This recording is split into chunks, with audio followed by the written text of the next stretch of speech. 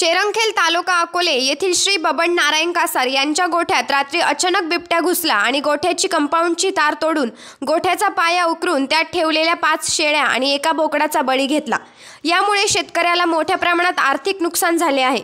या प्रकारे बिबट्यांनी शेतकऱ्यांची शेतजमीन आणि पाळीव प्राणी या दोन्ही बाजूंनी संकटात आणले आहेत। वाढती जंगलाची आग, पाण्याची कमी आणि प्राण्यांचे स्वच्छंद वावरण यामुळे बिबट्या आणि अन्य हिंस्र प्राणी शेतकऱ्यांच्या परिसरात येत आहेत। या कारणामुळे शेतकऱ्यांच्या पाळीव प्राण्यांवर हल्ले होत आहेत। तसेच महिलांना शेतात काम करण्यासाठी अत्याधिक भीतीचे वातावरण निर्माण झाले आहे। शाळेत जाणाऱ्या लहान मुलांमध्ये देखील बिबट्याच्या दहशतीमुळे भीती निर्माण झाली आहे।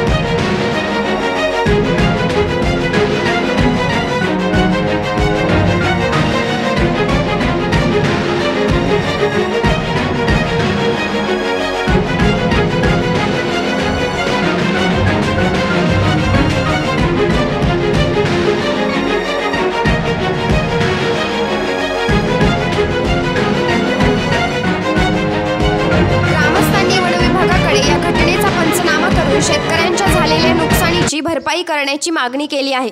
तसेच गावातील बिबट्यांना पिंजऱ्यात जेरबंद करण्याची तगडी मागणी देखील केली आहे। यावेळी ग्रामस्थ, सामाजिक कार्यकर्ते, सरपंच आणि पदाधिकारी एकत्र आले असून त्यांनी वन विभागाला पंचनामा करण्याचे आदेश दिले आहेत आणि शेतकऱ्याला योग्य मदत मिळवून देण्यासाठी प्रयत्नशील आहेत।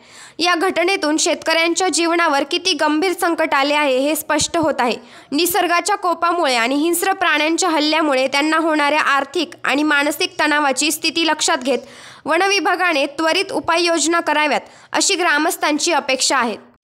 बिबट्याच्या हल्ल्यामुळे शेतकऱ्याचे हजारोंचे नुकसान, वन विभागाकडून मदतीची अपेक्षा।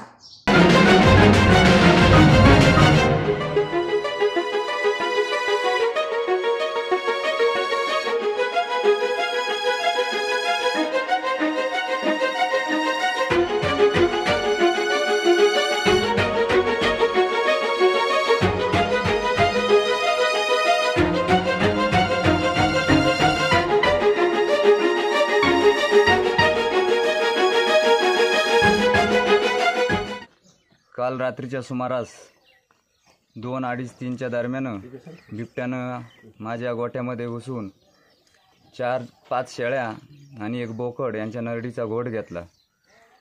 या झालेल्या प्रकारामध्ये माझं 70 ते 80 हजाराचं मोठं नुकसान झालं आहे। तर वन विभागाने पंचनामा करावा, तातडीने मला मदत मिळवून द्यावी। त्याचबरोबर पिंजरे लावावेत। भीतीचं वातावरण तयार झालं आहे। शेतामध्ये पाणी भरत असताना शेतकरी यायला जायला घाबरतात। त्याचबरोबर लहान मुलांना शाळेत जायला यायला भीतीचं वातावरण तयार झालं आहे। तरी याची दखल वन विभागानं घ्यावी, तातडीनं पिंजरे लावावेत आणि बिबट्यांना इथून हलवावं।